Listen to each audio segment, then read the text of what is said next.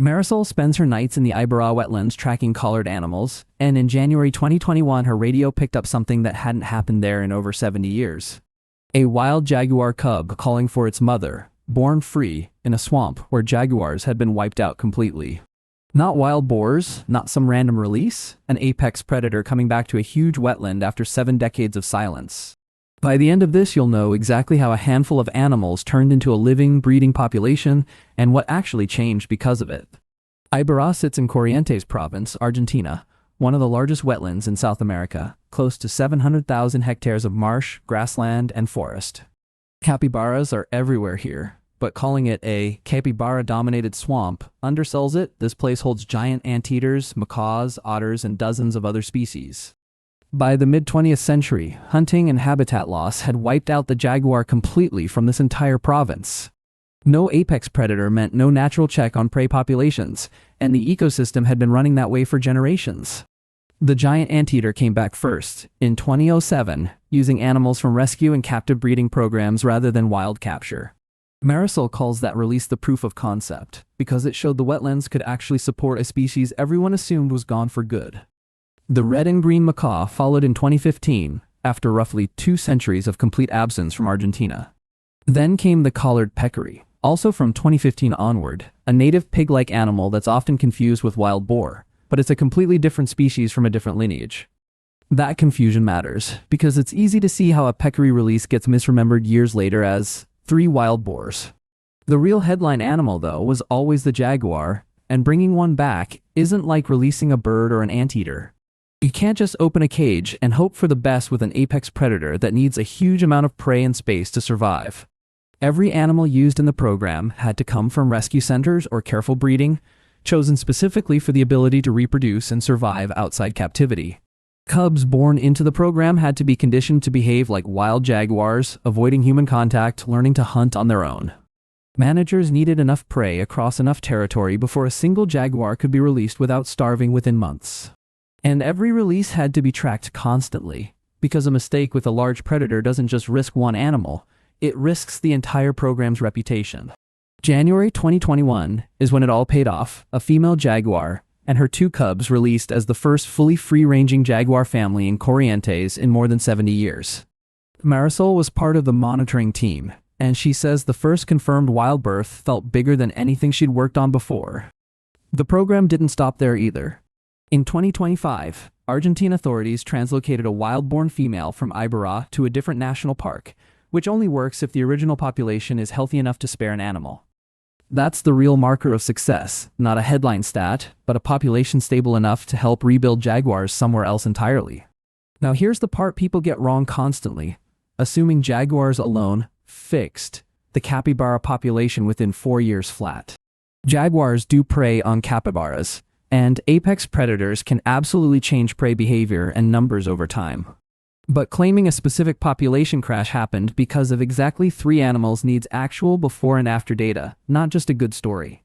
Researchers are still running long-term monitoring on this precisely because ecological recovery doesn't happen on a neat 4-year timeline.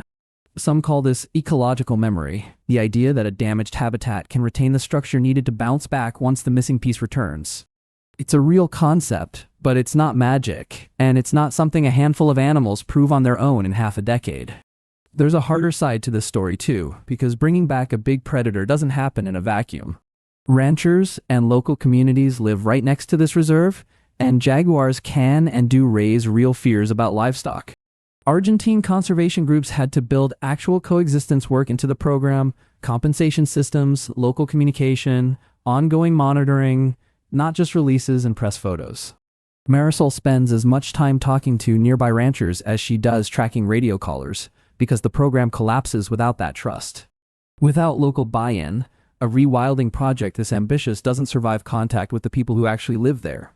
This is the part that gets left out of most versions of the story, because wild predator returns is a better headline than conservation team spends years managing human relationships. But the human side is arguably the harder half of the entire project. Giant anteaters, macaws, peccaries, giant otters, and jaguars all came back through the same basic formula: protected land, careful sourcing, patient releases, and constant monitoring. None of it happened overnight. And none of it happened because of a single dramatic event. The giant anteater took years to prove itself before anyone trusted the model enough to attempt something as risky as a jaguar. That's the actual lesson buried under the 3 wild boars version of this story. Restoration is slow, sequential, and built on smaller wins first. Jaguars didn't just wander back on their own either. Every single animal in that population traces back to a managed, deliberate program. Marisol still checks her radio every single night, because 70 years of absence doesn't undo itself just because a few animals were released once. The population needs decades of monitoring before anyone can call this a finished success story. What can be said with confidence is this: an apex predator that vanished from an entire province came back, bred in the wild, and is now healthy enough to help repopulate other reserves. What can't be said with confidence yet is an exact capybara number, a precise ecological before and after, or a 4-year miracle timeline. That distinction actually matters more than people think, because overselling conservation wins with fake precision makes the real wins easier to dismiss later. The honest version of this story is still remarkable. It just doesn't need a wild boar detail to be worth telling.